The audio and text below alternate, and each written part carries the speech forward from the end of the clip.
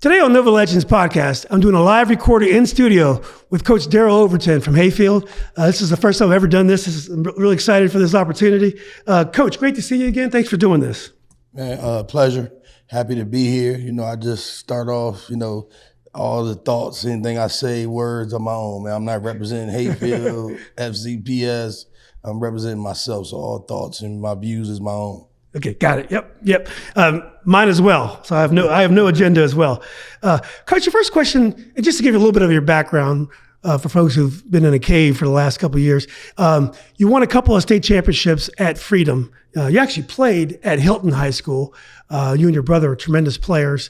Played a little semi-pro ball, and assistant coach at Freedom, head coach at Colonial Forge. Have a very successful youth program called PME. Is that right, Coach? Playmakers Elite, yep. Playmakers Elite. Very successful program. And then after winning 2 state titles at Freedom, you made the jump to come into Fairfax County and to take over the Hayfield program. Great basketball program, great sports programs in general. So that's the basic plot. And I've interviewed you before. Obviously, got your background. I think the first thing I wanted to ask you today is, after all that's happened, you could have stayed at Freedom this year with Jeff Overton is the 2-time Player of the Year in the state. I think he was Player of the Year, the Washington Post Met Player of the Year last year. You could have stayed there and been favored to win a 3rd state championship, but you decided to go to Hayfield. Do you have any regrets? Do you ever wish, after all the drama that you've been through, that you would have just stayed at Freedom and did it all over again? Well, I don't have any regrets in regards to that because, life is life. If for all the things that could have been, all the relationships that I built here with kids, parents, people in the building, like that stuff wouldn't have happened. So it's always easy to look back and say, But again, like you said, going through what we went through, I'm sure it's going to pay off for a lot of the young people that had to go through it and the lessons that was learned from it, for the life. So, you feel like that at times when you're going through the worst of it, but when you look back on it, like you said, I wouldn't have changed anything because, like you said, I would have missed out on relationships and people that I met that, again, that I had a lot of respect for. So, again, like you said, it's easy to say it in hindsight, but I wouldn't do nothing different. Yeah.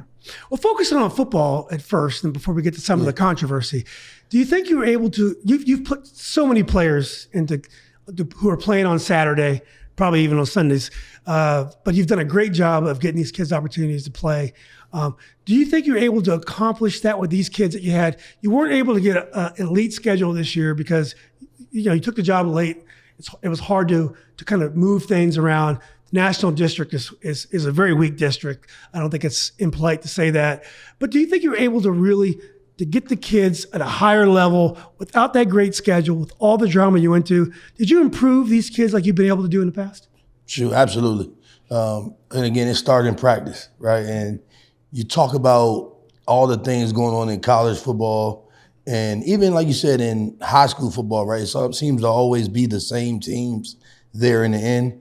And if you think about it, right, the teams that's making it to the state championship, state tournament, they're getting 5 extra practices, like weeks of practice, so almost 20 practices. And in practice, the best teams at the highest level, Tennessee can't duplicate yet what Ohio State can in practice. Mm-hmm. The best on best part, right? Right. Those teams are on the way. SMU, good team, but they can't duplicate best on best in practice like Penn State. So again, when you got practice demands your best, right? Mm-hmm. Your team, no matter what sport it is, going to improve drastically. And I know for a fact we were able to do that in practice. Like the way that we run practice and the accountability that comes from in practice, from a competition standpoint, I know that we've pretty much mastered that in making sure that, we create that environment where, your best is the only thing you can offer. But again, other than that, we thought the crazy thing, irony about this, is we tried to get rid of some of the games. Yeah. And, at the time, Chantilly being one, right? But we tried to get rid of that game. The guy fought our AD on it, tooth and nail. No, you gonna play, you don't make a game and then think your coach just gonna come in and change it. Only to turn around and cry about playing us when the season got here. So we tried to mix and match it, and even try to, again, without, people don't know, is I didn't leave Freedom destitute because I tried to give Freedom 2 games. Like I got them 2 games to take the DeMatha game, right? To take the Verona game to make it easier. It's like try to get them Wakefield and Chantilly. Right. And there was another team, but they just declined. It was like, those are our games. You don't get to, I'm like, okay, I'm just trying to help. But whatever the case, you know what I'm saying?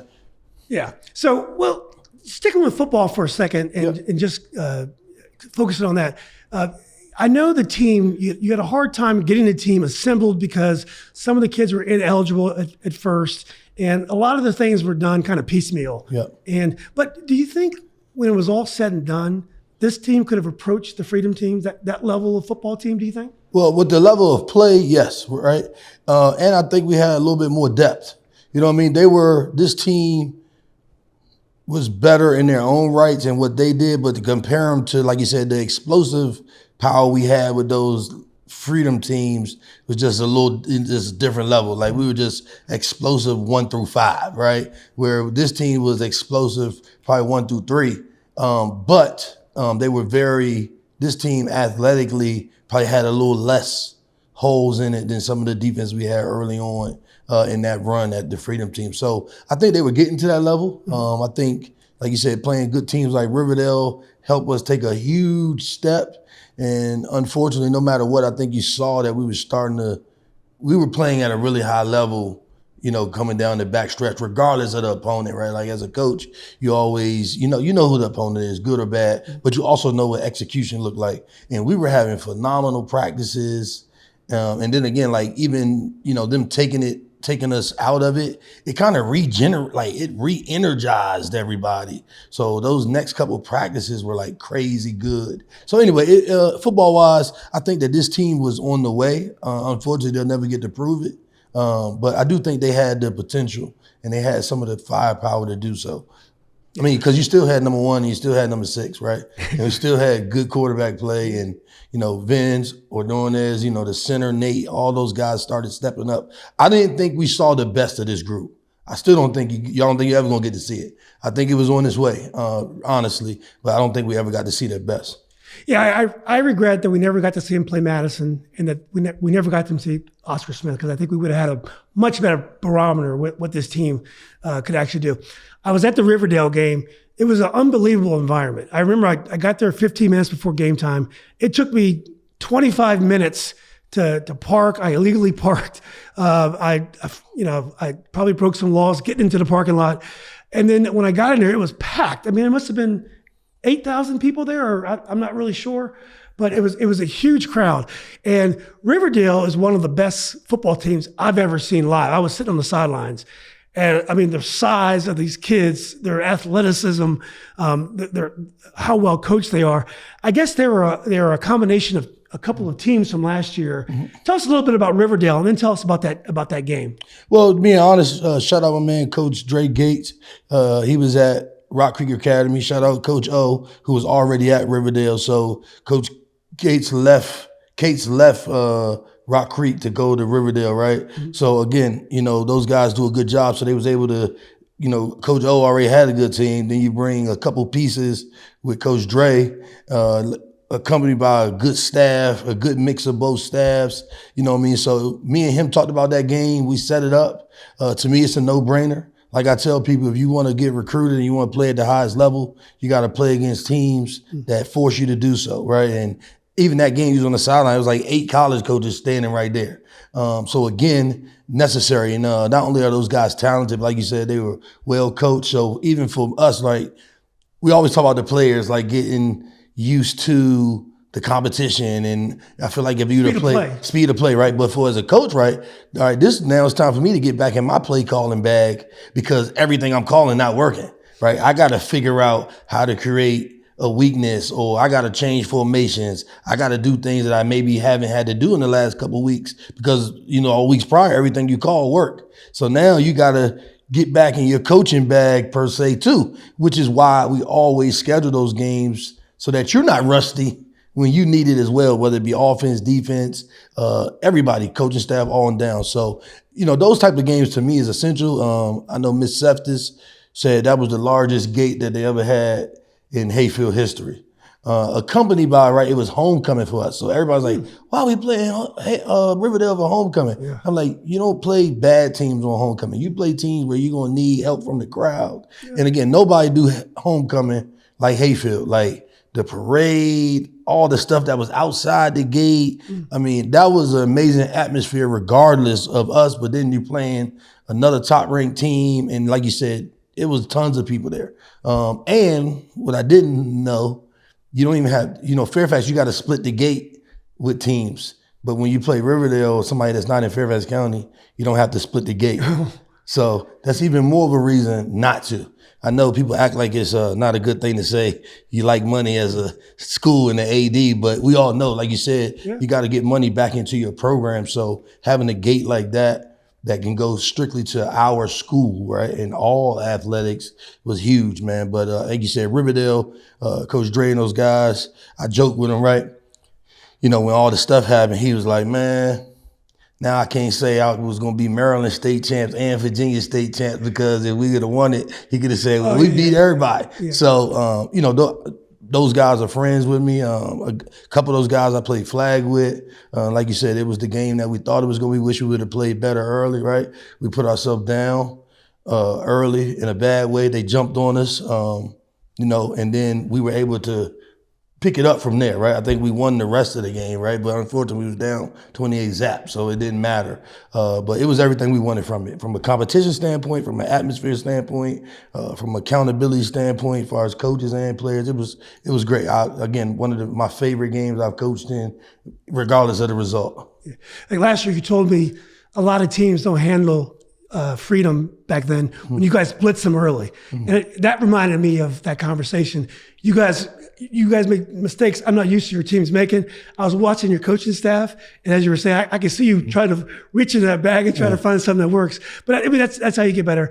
That's how you grow. Now, you mentioned Hayfield and how wonderful the coaching staff was. I mean, the homecoming was, but how generally was the support at Hayfield?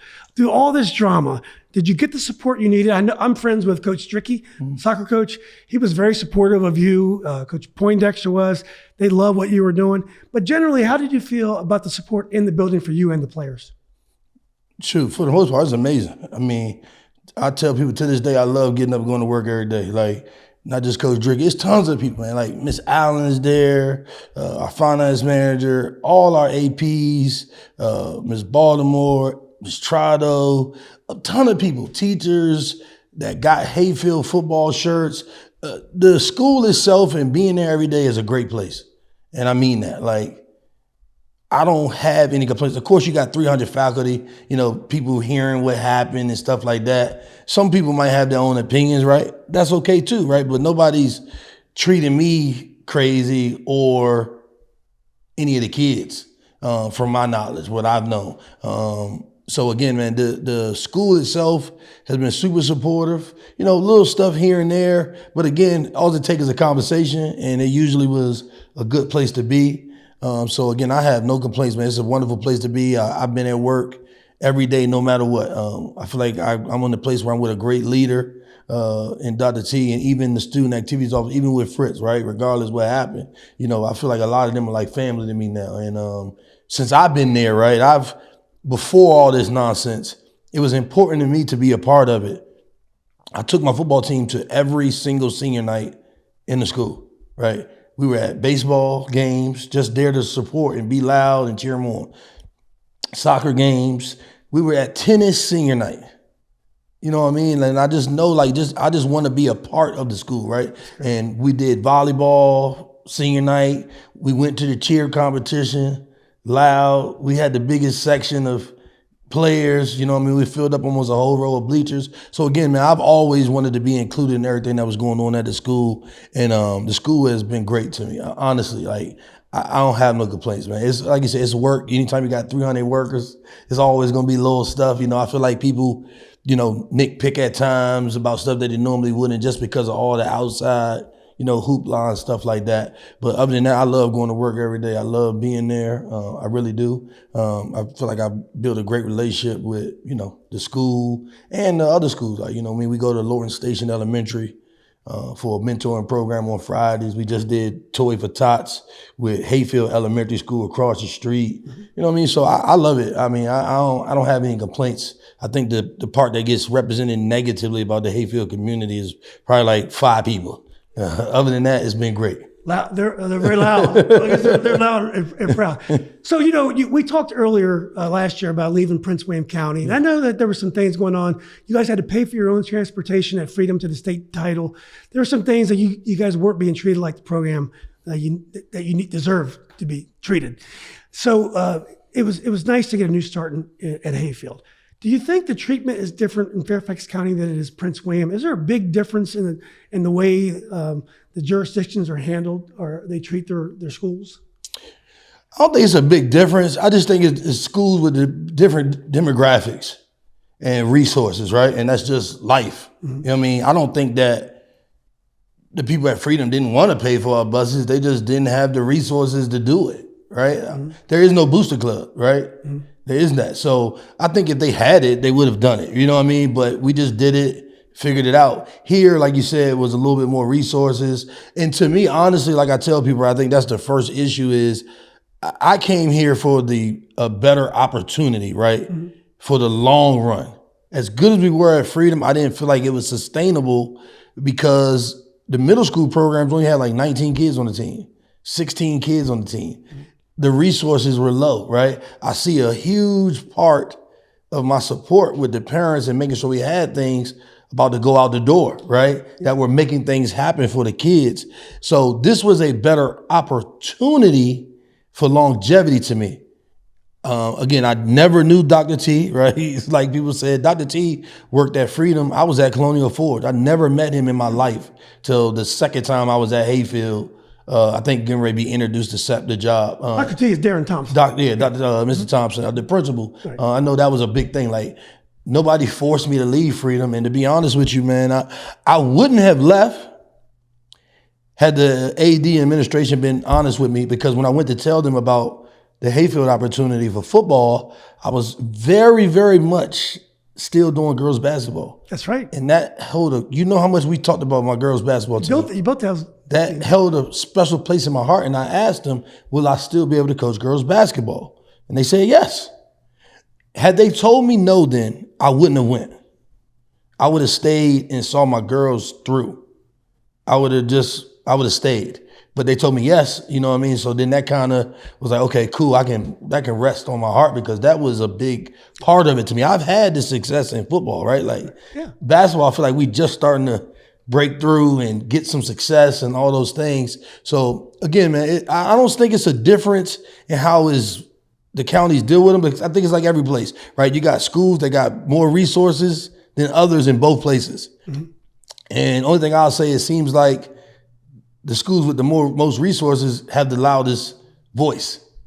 And you know what I mean? And again, right, wrong, or indifferent, right? I'm not here to say that, but it's the same in both places. And if you want to be real, it's the same in the world, right? So it's a life thing no matter where you go, right? The people with the less resources seem to have not as many people speaking up for them, no matter what it is, right? And that isn't centered just around race, just period, right? So I think they handle it about the same. Only thing I say differently, from my understanding, I think Prince William has a little less gap in those demographics, right? And, probably Fairfax have a little bit of a bigger gap in those demographics. In the haves and the have-nots. Yeah. You know what I mean? That's all I would say. And I we'll talk about it when you say so, but I feel like that's really what this all came down to is, this group of kids don't matter more than this group of people's feelings. So before we get to the transfers, I think it's important that people understand the environment that sports parents have for the kids now. When my son played travel soccer, we would drive our kids an hour and a half to practice every day and then drive them back. I knew parents who lived in Blacksburg who played for Arlington travel team. Parents will do crazy things to be on the right team with the right coach. I know at the end of the day, one of the rulings that the VHSL made was that you recruited these kids, or proselytized, or whatever the word was, the kids. Isn't the truth is in this environment, parents and kids are going to go whatever school that they feel gives them the best opportunity to get to the next level, the ones that are serious. It's not a matter of recruiting so much. It's if the kids know if they move to in that district, they'll be able to go to that school, or if they sign up for that program, like its IB program, we'll go to that school. Isn't it, that's kind of the environment we live in today? Well, first off, that's definitely, it's every family's choice, right? Yeah. Forget sports. When you looking up houses on any of the leading places, Zillow, any of them, it lists the schools in the area and it rates them based on academics, everything, demographics. Right? Demographics. It rates it for you on every major site that you buy a home. It talks about the schools at the very bottom in the area, right? So I don't, again, that's a part of life, right? The other thing too is, parents want to do what's best for their kids or what they feel is best in all things, not just sports, in all things, right? If that wasn't the case, Thomas Jefferson wouldn't exist, right?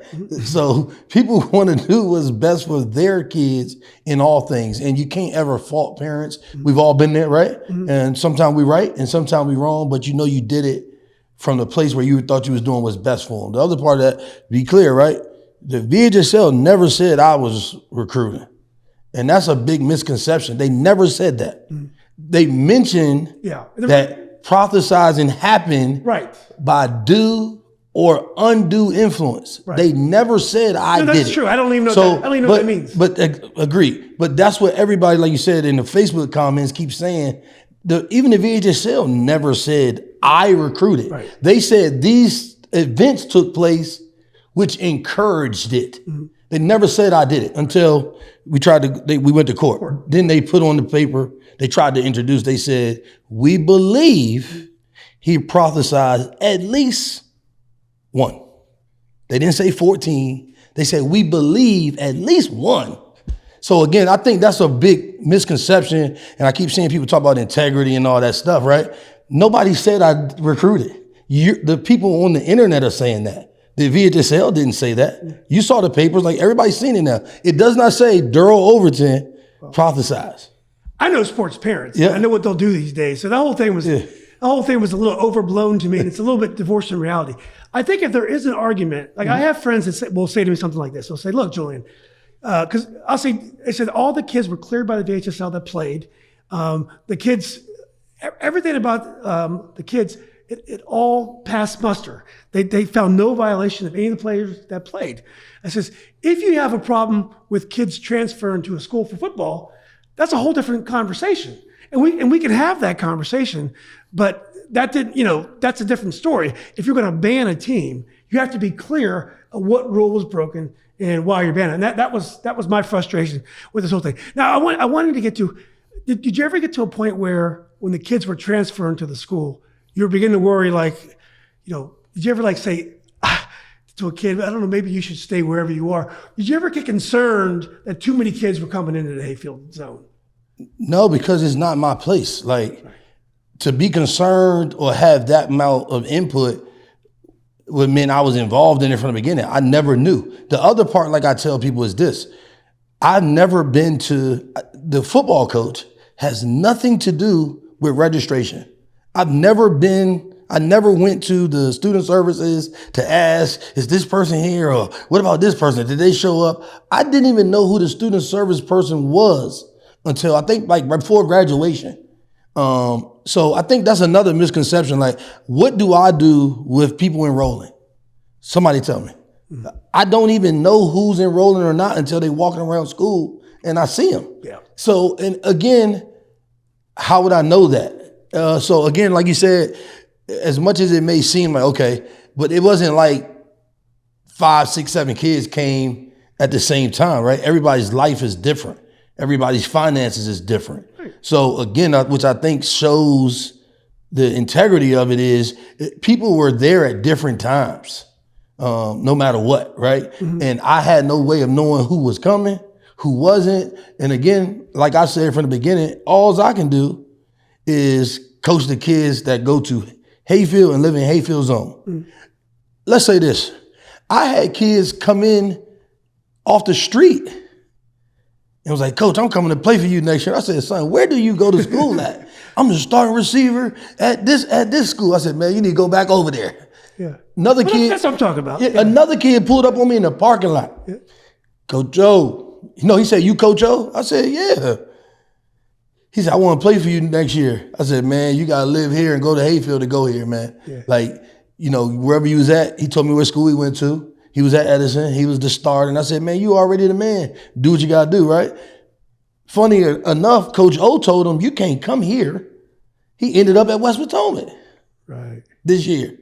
So again, if you only knew how many people tried to reach out to me, and I tell everybody the same thing. That's where I was going. You have to go to Hayfield. Yeah. Coach Overton, and contrary to popular belief, and the principal have nothing to do with who registers at the school. Yeah. I have no way of knowing. I have no authority. I didn't even know who that person was at the school until graduation almost, because I think I saw on the paper we were like in the same detail. They sent out all the itinerary for graduation. Yeah. And the young lady that was doing that, I thought she was an assistant principal because she was always in the hallway giving directives to kids. Normally people that deal with registration and stuff, you never see them. They're like hermits back there in their offices at all schools. Yeah. But this young lady was always out in the halls, helping with kids, telling kids. So I just assumed she was an AP. And then when I seen the list, she was like, hey, we're together for grad. I was like, what? And then, I was like, this is crazy. I didn't even know that was her. So long story short, people, I don't have nothing to do with registration, right? And never was I like, okay, this is this amount of kids, this is too much. I don't have the authority to tell nobody, you can't come here, you can't move here. Again, just like I didn't have the authority to make them or tell them to move here. You get what I mean? Yeah. So it never crossed my mind because it wasn't happening in that type of order to make sense. It never was like a bunch of people at once. And again, like I said, I turned away any and every kid that was not a Hayfield student, right? And again, contrary to popular belief, they all wasn't showing up from Woodbridge, Virginia. Right. They were showing up from a lot of places because they knew kids on our team, and they just walk in and be like, hey, I'm like, man, you can't be here. Well, let's talk about that. Yeah. Every school, you're going to get transfers every year. So let's say on average, a school like Hayfield, it's a military. Fort Belvoir is nearby. Mm-hmm. They've got different types of housing. You're going to get 4 or 5 transfers every year in the normal course of business. How many transfers did you have on the football team that got playing time, both Freedom and non-Freedom players? It probably was, so this is a misconception, right? First off, whoever keeps saying 31, it wasn't 31. If you look at the court documents, it was 14 people, right? And out of that, I got it written in my phone, only 5 of those players played in every game. 2 of them were held out 6 and 7 games. 3 of them were declared ineligible for the whole season. 3 of them missed games with injuries, right? Achilles, one hurt his knee, one hurt his foot. They missed 3 games each. Well, no, the one who hurt his Achilles missed like 6 games, right? So they never were all on the field, no matter what, together, except for like 5 of them. The other misconception is, like you said, a lot of those kids, this is how you know this had nothing to do with football. Whatever reason their family members decided for them to move to Hayfield, I think it just speaks to my impact on young people, right? And that's what my gift is. They were JV kids. They didn't start at Freedom. They weren't like stars. No, they were JV kids, right? They were JV kids. Literally, they was on the JV MEL at Freedom. So I just think that fits people's narrative to say we brought all these kids or all these kids showed up that were amazing football players, right? Not to say that they won't be, right? But that's not what happened. You know what I mean? It was... But your quarterback came from St. John's. Yep. You did get good players from other schools. Yep. So how many of those guys got Yep. players? So that make it 19 with those. Right. And again, right? So on defense, it was probably, what, half? No, 4. It was 4. The rest were 7 were... Right. Regular with kids that was already there. Yeah. Right. And then on offense, Shoot, it depends on the game. You got to think about it like they didn't play together. Right. The only ones that were always there was the receiver, the quarterback, my nephew. Jeff Overton. Yeah, the rest of them missed games for whatever the reason were, eligibility, whatever the reason they weren't there. So at some point, it was 8 kids there that was already there. Right. You get what I'm saying? Exactly. So it never was, say this, there was never a time that all 14 of those kids were on the field. Yeah. Never. Yeah. Well, one thing I thought was funny about this whole situation, not funny, but it's interesting, was the enthusiasm with which the Fairfax County Times, and I guess there was a parent whose kid played baseball or something, maybe played JV football the year before. There was a mother who seemed to be in the middle of a lot of the what the Fairfax County Times was reporting on. She was the witness, I believe, that they were using. There seemed to be a lot of energy in the story that surprised me. They kept writing the story. If they would have written a story in August or so about transfers, I would have understood that. But they kept writing stories. They questioned your business license. They started talking about people getting bullied in the school. They were taking it ways that I felt had a racial element to it, and there seemed to be an agenda. I do think transfers. We can talk about transfers and whether or not that's the place for all public schools. That's a different discussion. But I felt there was an element here of energy, of enthusiasm in the story that surprised me. It's sad, like you said. And the worst part about it is the county never spoke up for us, right? The county investigated all the allegations that parents said, and they were all unfounded. So pretty much, the Fairfax Times, the parent, they all lied to get what they wanted, which ultimately the irony is for her son to be able to, what's the T word? Transfer. Okay. And again, right? Every parent want to do what they believe is best for their child. I'm okay with that. But don't say it's not about sports. Why he didn't transfer? How come nobody transferred to Edison or Lewis? Why did they transfer to South County and West Springfield? Same thing, another parent that was mentioning that, but later took a statement and said, that didn't happen, we're sorry. Her son wanted to transfer to play for his uncle at West Springfield. That's okay. But then you turn around and you're saying Coach Overton is a villain because his nephew plays for him. Make it make sense. And again, the county allowed these people to transfer out. Right. After they did an investigation and saw that there was nothing wrong that took place to these people. And again, I don't want to attack any parents because parents always feel they're doing what's best for their child, right? So that's fine. I'm okay with all of that, right? But all those things were founded to not be true. Yeah. Every single one of them. And again, I don't want to necessarily speak on the things I've done, but even though all those kids, they was with me. I gave one of them like 2 pair of Jordans I couldn't wear no more because they were my kids. The other one, 2 days before the article came out, he was in my office eating McDonald's. He also was texting me for a year straight, wanting to transfer to Freedom. And I ignored him. Same parent that's complaining about transfer, her son had been messaging me for 2 years to come to Freedom. Also this, he played 7-on-7 with me. After all of that, yeah, he played 7-on-7 with me. So again, man, it's unfortunate, but people, again, I hate to see people keep questioning like my integrity and saying first off, I didn't do anything. Nobody has said I've done anything except people on the internet. The VHSL not even saying it, right? They're just alluding to that it happened. Usually they just say it's not fair. I mean, they don't. Yeah. No one makes any allegations like Coach Overton did this. Usually it's not fair. No, you see people in there saying he broke the rule. What rule did I break? Yeah. You see people saying that. But again, right? It's okay, right? But like you said, importantly, the people that started all this did it for their own individual reasons. To be able to let their kid transfer. Right. Exactly. Just call a spade a spade. Well, let's talk about one more situation, at least. You have a lot of kids that play for different schools because you have a youth program, and I think there's been some things said by other coaches that got around the internet very, I think it's fair to say, racist statements. I'm not going to attribute it to a certain person because it has not been professionally authenticated, but the person seems to describe who they are. And they accuse you of being like a groomer. They say the kids are kind of like the gangbangers. Talking about Latina culture, I think. I think that's what we're getting at. Anyway, that story did not really get a lot of traction. How did you feel about that? And you were personally attacked. You seem like you have very thick skin, but did you find that those comments hurtful?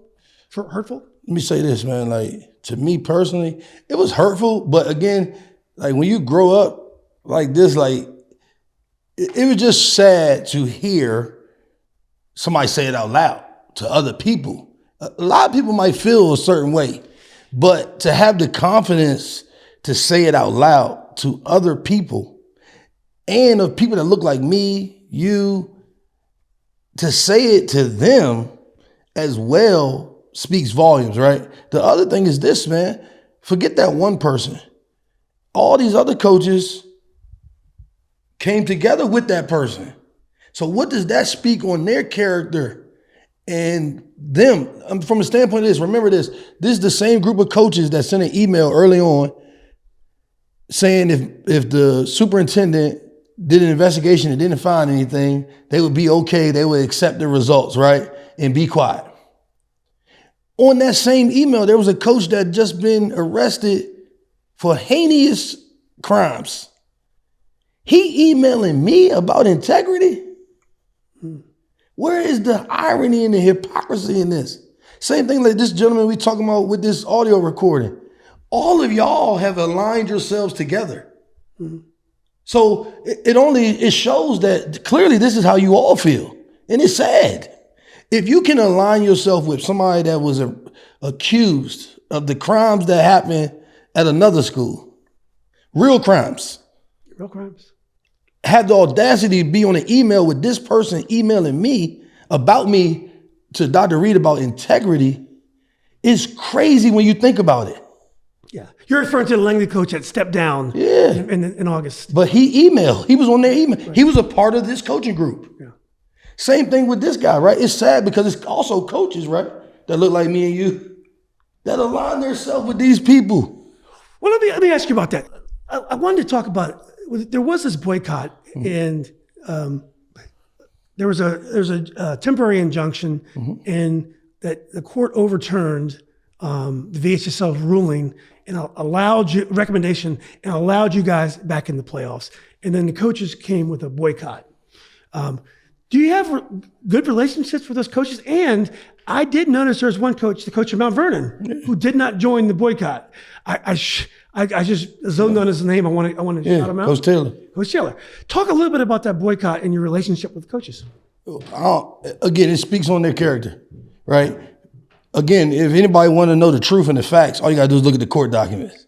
You go to court, the VHSL broke their own rules, not once but twice, right? Because the kids that were deemed eligible in August by the district, the VHSL paperwork says that decision is final. All right, but somewhere along the line, like you said, after the injunction was put on, that still wasn't good enough. So they didn't want to listen to Dr. Reed, the superintendent. They didn't want to listen to Cynthia Hudson, the former attorney general that did the investigation. And now they don't want to listen to a judge that's a part of the third largest district court in America. So whose answers are good enough? If all three of these people were saying there was nothing done wrong, why are people still on the internet saying you covered it up? And like you said, Coach Taylor, I don't want to talk about, he been stand up from the beginning. So that doesn't even come as a surprise to me, right? So that is what it is. But again, just as a human, if you align yourself with people that have these beliefs and values, because he clearly said parents that work in 2 jobs and don't get to come home. How do you know what these parents do? And which kids are you talking about? But I think one thing that we know for sure is this group of kids have been discriminated against. No other kids in the history of football, any sport, have been under this type of scrutiny, have gone through these type of residency checks, vigilante residency checks, county residency checks, and then what everybody don't know, the superintendent and the executive student activities went to every kid's house, in the house, shook the parents' hands. Wow. Every kid. So what more do y'all need? Right. So again, when we're here, we're like, how is this happening when we know all of these things that took place? Still not good enough. Like you said, Dr. Boyd and Mr. Horn went to every kid's house and went in, most of them, I think for step 2, but they talked to every family. So it's just sad that it's okay to treat this group of people like this. And then, like you said, for coaches with the boycott, I kind of knew that was going to happen because also that same coach on the audio, he speaks of a meeting that took place Saturday morning after we went to court, where the documents were read to them by somebody from the VHSL. The court documents weren't even public record till Tuesday. So what is the VHSL meeting with the competition for? He also lied on there and said that the Highland Springs AD was there and the Oscar Smith principal. So again, man, it's unfortunate, like you said, for people to lie on other people. But I feel like these people have aligned themselves together. So again, if you believe what he believed, that make you the same thing. And like you said, PME, kids from everywhere play for PME. Chris Jones, that played at Mountain View in Fairfax, played for me on PME. Wow. Okay. I don't know if we have time for that one. We don't, but we're not going to make time. But again, so like I tell people, tread lightly. Yeah. Well, I want to wrap up on a slightly positive note. Cameron over there looking at us funny. I know that some of the Hayfield players were left off postseason teams, all met, all state, because of Hayfield's so-called ban, or at least being removed from the postseason by the principal. Are these kids going to get their opportunities to play in college? Do you think you'll be able to get the exposure that they need? That's done. We're going to send more kids to school than any school in Fairfax. We've already sent 4. We're going to do another 7, I guarantee you. Great. You know what I mean? And like you said, we did have kids get shafted at the district level on purpose. We're supposed to have a super team, but we got 4 kids, first team all district. Pretty good team. And in a district that you said was weak, we only had 4 kids. It is weak. But we only had 4 kids. Right. So again, the hypocrisy is crazy. And again, like you said, man, the postseason award stuff is what it is, right? It's always going to be a little bit of that in the game. At the end of the day, I didn't go to the meeting. I voted for everybody who I felt the kid was good. I didn't hold no kid accountable for nothing that their coach said or did, not one person. Yeah. Or I wouldn't have voted for nobody. Yeah. You get what I mean? So again, I could care less. My kids know that. Again, we're going to put more kids in school than any other school in Fairfax County. Even if you add them all up, we still might beat them. Yeah. I mean, we already sent 4. We definitely going to do at least another 7. Well, Coach, that's a great place to end. I appreciate you doing this interview with me. It's great to meet you in person. Keep doing what you're doing, putting these kids in school, giving them opportunities. But yeah, it's just really nice to meet you in person. I'm glad always probably got a chance to do this. Absolutely, man. Appreciate you. Shout out my man Cameron on the studio hookup, man. It's awesome, man. Him and his dad, man. It's a good thing. You looking for some contact Julian, man. That's Plug right. in. Yeah, Cameron's a very talented guy. So I really appreciate you doing this first, Cameron, and your uncle Greg Copeland as well. So I guess we'll wrap it up here. This has been Nova Legends Podcast. We'll see you next time.